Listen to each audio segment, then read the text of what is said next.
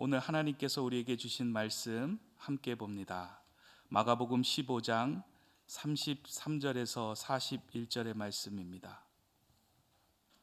마가복음 15장 33절로 41절의 말씀입니다. 제가 봉독합니다. 제6시가 되매 온 땅에 어둠이 임하여 제9시까지 계속하더니 제9시에 예수께서 크게 소리 지르시되 엘리 엘리 라마 사박다니 하시니 이를 번역하면 나의 하나님 어찌하여 나를 버리셨나이까 하는 뜻이라.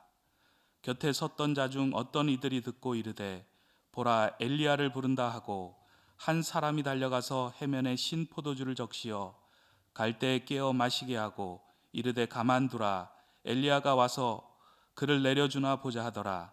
예수께서 큰 소리를 지르시고 숨지시니라. 이에 성소의 휘장이 위로부터 아래까지 찢어져 둘이 되니라. 예수를 향하여 섰던 백부장이 그렇게 숨지심을 보고 이르되 이 사람은 진실로 하나님의 아들이었도다 하더라. 멀리서 바라보는 여자들도 있었는데 그 중에 막달라 마리아와 또 작은 야고보와 요셉의 어머니 마리아와 또 살로메가 있었으니 이들은 예수께서 갈릴리에 계실 때에 따르며 섬기던 자들이요 또 이 외에 예수와 함께 예루살렘에 올라온 여자들도 많이 있었더라. 아멘. 우리 시대의 청소년들의 고민이 꽤 많이 있죠. 청소년들의 고민은 학교 공부뿐만은 아닙니다. 학교 폭력도 굉장히 좀 심각한 상황입니다. 통계로 보면은 청소년들이 한 1년에 300명 정도 자살을 하는데 하루에 1명꼴입니다. 그런데 학교 폭력으로 자살하는 아이가 1년에 한 100명 정도. 3일에 한 번은 학교 폭력 때문에 견디지 못하고 아이들이 목숨을 끊습니다. 청소년 자살 방지를 위해서 애쓰는 사람들과 단체들이 많이 있는데 그 중에 아마 처음으로 그 일을 시작한 사람이지 않을까 싶은데 청소년 폭력 예방 재단을 세운 김종기라고 하는 이사장님이 계십니다. 이분은 1995년도에 이 재단을 설립을 했으니까 벌써 22년 전입니다. 이 재단이 처음에는 이제 혼자 시작을 했다가 지금은 330명의 봉사자들이 함께 일을 하는 이제 꽤 전화 상담도 받고 달려가서 상담도 해주고 문제도 처리해주고 하는 그러한 그 엄청난 큰 재단으로 이제 성장을 했습니다. 여러 가지 성과들이 있었는데 가장 큰 성과는 역시 지난 2004년도에 학교 폭력 예방법을 이제 여론을 조성해서 제정을 하고 그리고 국회에서 통과되도록 그렇게 했죠. 그래서 우리 요즘에 이제 그 학교 폭력 예방법에 의해서 이제 모든 일들이 이제 처리가 됩니다. 그런데 이 김종기라고 하는 이사장님이 원래 이 일을 하셨던 분은 아닙니다. 이분은 삼성그룹의 임원이셨는데 특별히 그 이제 비서실에서 임원으로 예전에 그 이병철 회장님을 모셨던 이제 그런 분입니다. 아주 잘 나가셨던 분이고 22년 전에는 그 홍콩 지사장으로 그러니까 삼성의 중국 지사가 아직 생기기 전에 중국 법인이 생기기 전이니까 홍콩에서 모든 이 중국 시장에 대한 그 계획을 짰을 때 그 홍콩 법인장으로 계셨던 이제 분입니다. 22년 전에 북경에서 이제 그 출장 중에 너무 꿈자리가 뒤숭숭해서 서울에 있는 집으로 전화를 했더니 아내가 울면서 하나밖에 없는 외아들, 딸도 없더라고요. 하나밖에 없는 외아들 대현이었는데 죽었다는 이제 소식을 듣습니다. 그러고 보니까 이 아이가 계속 뭐 학교에서 돌아오면 안경이 깨지고 얼굴에 상처가 나고 그러는데 뭐 깡패들한테 맞아서 돈 뺏겼다 뭐지 이런 얘기만 하지 학교 폭력에 대한 이야기를 하지를 않았던 거예요. 근데 이제 무심코 그냥 그러느냐 하고 이제 넘어갔는데 이게 나중에 알고 보니까 이제 그런 게 아니었죠. 근데 이 아들이 살고 있던 아파트에서 투신을 했는데 좀 무거운 얘기라서 좀 죄송하긴 한데요. 투신을 했는데 자동차 지붕 위로 떨어진 거예요. 아파트에 이렇게 주차해 놓은. 그래서 목숨을 건졌습니다. 그러니까 목숨을 건졌는데 이 아이가 다시 올라가요. 다시 올라가서 얼마나 힘들었겠습니까? 몸이 성하지 않았는데 다시 올라가서 자동차가 없는 쪽으로 해서 다시 떨어져요. 그래서 2번을 투신을 해서 목숨을 끊습니다. 이게 이제 그 아버지에게 큰 상처가 된 거죠. 아들의 상황을 너무 이제 몰랐다. 그래서 그날로 이제 그 삼성 그 임원에 사표를 내고 다시는 이런 일이 생기지 아니하도록 사죄를 다 털어서 재단을 이제 세웠습니다. 그래서 지금까지 이제 이제 봉사를 하지요. 이것은 여러분 그 옳고 그름의 문제, 사회 정의의 문제이기 이전에 사랑의 힘입니다. 그러니까 그 아들을 사랑하는 그 사랑의 힘이 삶을 완전히 바꿔서 새로운 일을 할 수 있도록 동기를 부여해 주는 것이죠. 그리고 그 아들에 대한 사랑을 이제 아버지가 다 그 못다한 사랑을 그 일을 통해서 감당하려고 하는데 그렇게 할 수 있었던 가장 큰 이유는 아직도 그 마음에 아들이 있었기 때문입니다. 뭐 어떻게 아들을 떠나 보낼 수 있겠습니까? 그 아들이 남아 있고 그 아들을 위한 일을 이제 하는데 아주 가끔 이제 그 TV나 이런 데 나오셔서 이제 그 인터뷰를 하세요. 근데 지금도 그런 얘기를 하십니다. 아들이 나를 보람되게 살도록 만들었다. 그렇게 얘기를 하세요. 일을 하면서. 자, 오늘 우리 주님이 십자가에서 돌아가신 날인데 십자가에서 돌아가셨을 때 2가지 특별한 상황이 벌어집니다. 첫 번째는 날이 어두워졌다라고 하는 거예요. 어떤 사람들은 그냥 단순하게 일식, 개기일식이 좀 생겼다라고 얘기를 하지만 일식은 아닙니다. 과학적으로 봤을 때 이게 예수님께서 아침 9시부터 오후 3시까지 6시간 동안 십자가에 못 박히는 동안에 이 날이 어두워진 거는 12시부터 3시까지입니다. 그러니까 3시간입니다. 근데 일식이라고 하는 게 한 15분에서 20분 정도 이제 어두워지는 건데 3시간 동안 날이 어두워진다라고 하는 것은 과학적으로 이게 뭐 증명할 수 있는 그런 일은 아닌 것이죠. 또 일식이라고 하는 것이 보름달이 있는 기간에는 뭐 일어나지 않는다고 합니다. 저는 뭐 잘 모르겠는데 과학적으로 이제 그렇다고 그럽니다. 요새 여러분들 그 한 주간 동안 이제 새벽에 오실 때 달을 보셨을 텐데 보름입니다. 원래 이제 이 그 춘분이 지난 첫 번째 보름이 지나서 6월절 이제 그 명절이 오거든요. 그래서 늘 보름 부활절이 춘분이 지난 첫 번째 보름달이 넘은 주일이 부활절입니다. 항상 해마다 그렇습니다. 그래서 이제 부활절이 좀 왔다 갔다 하는데 그래서 늘 고난 주간에는 보름달이 이제 보이는 거죠. 그러니까 이 보름이 있을 때는 이제 일식이 있을 수가 이제 없는 거예요. 그러면 이제 이게 어두워졌다라고 하는 게 무엇인가 하면은 뭐 하나님의 진노다 뭐 그렇게도 이제 볼 수가 있는데 하나님의 진노는 아니죠. 하나님이 그 우리를 사랑하시는 그 사랑의 온전함을 완성시키는 상황에서 하나님이 진노하셨다, 심판하신다. 물로 심판하시듯이 이제는 빛을 거두어서 심판하신다. 이제 그런 거는 아닙니다. 그래서 이 날이 어두워졌다, 해가 없어지고 날이 어두워졌다라고 하는 것은 가장 이 이유는 타당한 이유는 무엇인가 하면은 빛으로 오신 예수님이 이제 안 계시다라고 하는 그러한 의미입니다. 주님 빛으로 오셨죠.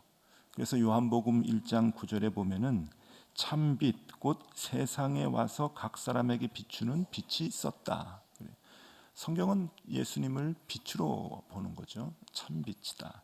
시편 119편 105절에도 우리가 잘 아는 말씀이 있죠. 주의 말씀은 내 발의 등이요 내 길의 빛이니이다.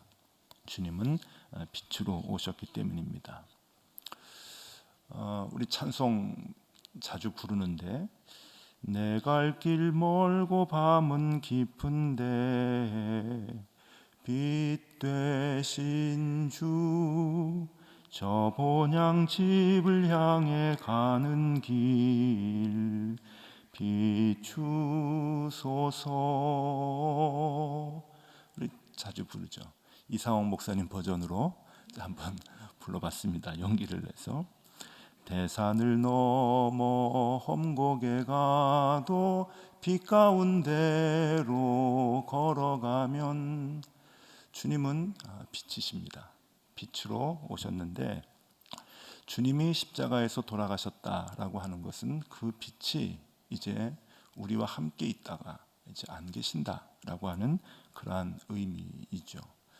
그래서 그것을 상징적으로 이제 어두움으로 하나님께서는 나타내 보이셨습니다. 그러니까 주님은 돌아가셨습니다. 우리 곁에 계시지 않죠? 근데 두 번째 사건이 벌어집니다. 그것은 뭔가 하면은 성소의 휘장이 갈라지는 것이죠. 이 성소의 휘장이 갈라지는 것은 그 당시 성소의 그 성전에 성소와 지성소를 구분하는 휘장이 있었는데 그 지성소는 아무나 들어가지 못했죠. 대제사장이 1년에 한 번씩 이제 들어가게 되었는데 이제 그 구분을 없앴다라고 하는 의미이겠죠. 그래서 우리는 이미 상식적으로 압니다. 이제는 대제사장만 들어가는 것이 아니라 누구나 하나님께로 들어갈 수 있다라고 나아갈 수 있다라고 얘기를 합니다. 그런데 여러분 성전의 그 휘장, 지성소와 성소를 구분하고 있는 휘장이 찢어져서 그 지성소에 하나님이 계시는데 왜 사람들이 이제는 누구나 다 하나님께 나아갈 수 있다고만 해석을 할까요? 휘장이 찢어지면은 하나님이 나오실 수도 있잖아요. 그렇지 않습니까? 왜 하나님은 계속 그 안에만 계셔야 되나요? 그러니까 여러분 아셔야 됩니다. 누구나 하나님께 나아가는 것뿐만이 아니라 하나님이 이제는 나오셔서 언제 어디서나 우리와 함께 계신다라고 하는 의미도 함께 있는 겁니다. 그것이 휘장이 성소의 휘장이 찢어진 의미이죠. 그래서 하나님은 이제 성전 안에 계시는 분이 아니십니다. 언제나 어디서나 우리 마음 가운데 찾아오셔서 계시는 것이죠. 그러니까 예수님께서 내가 죽으면 그래서 이제 하늘에 가면 보혜사 성령을 너에게 보내주겠다라고 우리에게 말씀하셨는데 그 보혜사 성령이 오시기 이전에 이미 하나님은 우리 마음 가운데 계시는 것입니다. 이미 우리 가운데 계시는 거죠. 이제는 우리 마음에 하나님이 계셔서 우리가 성전이 되는 거예요. 그래서 신약의 개념은 우리 한 사람 개인의 몸이 성전이 되는 것이죠. 하나님이 우리와 함께 계시기 때문입니다.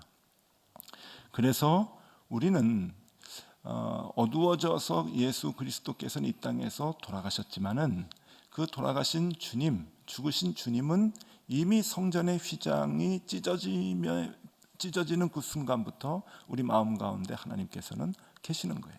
부활하시는 거, 주님이 계시는 것이죠. 그래서 우리는 그리스도인이라고 얘기합니다. 그리스도인. 이제는 우리의 그 모습이 바뀌어서 우리 가운데 주님께서 계시는 거죠. 그래서 주님께서 우리 가운데 계셔서 우리가 모든 일들을 감당할 수 있도록 주님의 그 사랑을 아직 잃어버리지 아니하고 마음에 갖고 주님께서 하시고자 했던 그 일들, 남은 일들을 그리스도의 고난을 받아가면서 우리가 그 일을 감당할 수가 있는 것입니다. 주님은 이 땅에 계시지 않지만 우리 마음 가운데 계시고 우리에게 쏟아 부어 주셨던 그 사랑이 아직도 우리에게 남아 있다고 하는 것이죠. 그래서 우리가 주님의 일을 그리스도인이라고 하는 그 이름으로 감당해 나갈 수가 있는 것입니다. 여러분들은 주님께서 우리에게 그리스도인이라고 하는 이름을 붙여주셨는데 실감이 나십니까? 세계적으로 유명한 그 컨트리 가수 존 덴버라고 하는 분이 있습니다. 지금은 돌아가셨죠. 근데 이 분이 원래 이름이 존 덴버가 아닙니다. 원래 이름은 존 도이첸도르프 주니어라고 하는 이름인데, 이 분이 미국에 있는 콜로라도주의 덴버시를 갑니다. 그래서 그 콜로라도의 너무 그 아름다운 경치를, 저는 아직 그 덴버를 가보지 않았는데 우리 그 김지훈 목사님이 거기서 이제 공부를 하지 않았습니까? 너무 아름답다고, 정말 예쁘다고 이제 그래요. 미국에서 아마 제일 아름다운 그 환경, 그 풍경 경치를 얘기하면은 아마 이 콜로라도 주를 많이들 얘기를 한다 그래요.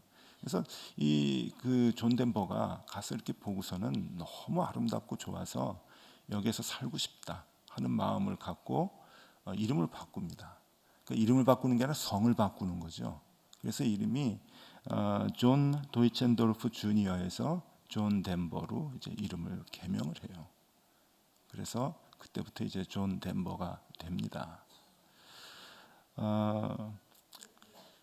범죄자는 죄를 숨기기 위해서 이름을 바꿉니다. 연예인들은 인기를 얻기 위해서 이름을 바꾸죠. 여러분, 우리는 뼛속까지 그리스도인입니다. 우리는 그리스도인입니다. 왜냐하면 우리 안에 그리스도께서 사시기 때문이고, 우리에게 보여주신 주님의 그 사랑이 아직도 남아있기 때문입니다. 그래서 우리가 그 그리스도의 사랑을 가지고 주님이 못다 하신 일들을 감당해 나갈 수가 있는 것이죠. 아직도 우리가 그 주님의 일에 대해서 그렇게 우리의 마음이 쏠리지 않는다고 한다면, 그것은 우리의 마음 가운데 그리스도 예수가 계시지 않는다. 더 나아가서 그리스도 예수의 사랑을 우리가 다 느끼지 못했다라고 하는 의미가 될 수 있을 것입니다. 주님께서 우리에게 보여주신 그 사랑, 이 땅에 계실 때 다 쏟으셨던 그 고백, 그리고 주님께서는 우리 살리시기 위해서 오늘 십자가에 못 박혀 돌아가셨습니다. 날은 어두워졌지만 휘장은 갈라지면서 주님은 우리 마음 가운데 계십니다. 이제 우리가 어떻게 해야 할 것인가? 여러분, 하나님의 말씀에 도전을 받으며 주님의 사랑을 받으며 우리가 앞으로 살아가야 할 삶의 방향을 또 새롭게 정립해야 할 것입니다. 오늘 주님이 돌아가신 날, 우리 그 마음을 가지고 주님 그 사랑을 하나하나 생각해 보면서 우리의 삶을 재정립하는 귀한 하루가 되시면 참 좋겠습니다. 오늘 하루 주님과 동행하시는 저와 여러분들이 되실 수 있기를 바랍니다. 기도하겠습니다. 주님, 감사합니다. 나 같은 형편없는 사람 죽기까지 사랑해 주셔서 참 감사합니다. 새 생명 주셔서 감사하고 또 새 사명 주셔서 감사합니다. 내가 주님을 사랑하는 그 사랑이 주님 내게 주신 사랑에 어찌 비할 수야 있겠습니까? 그러나 주님, 죽으시면서 날 살리셨으니 이제 내가 주님의 일 감당하며 살게 하여 주시옵소서. 그것이 내가 사는 이 땅에서의 이유가 되게 하여 주시옵소서. 예수 그리스도 이름으로 기도드리옵나이다. 아멘.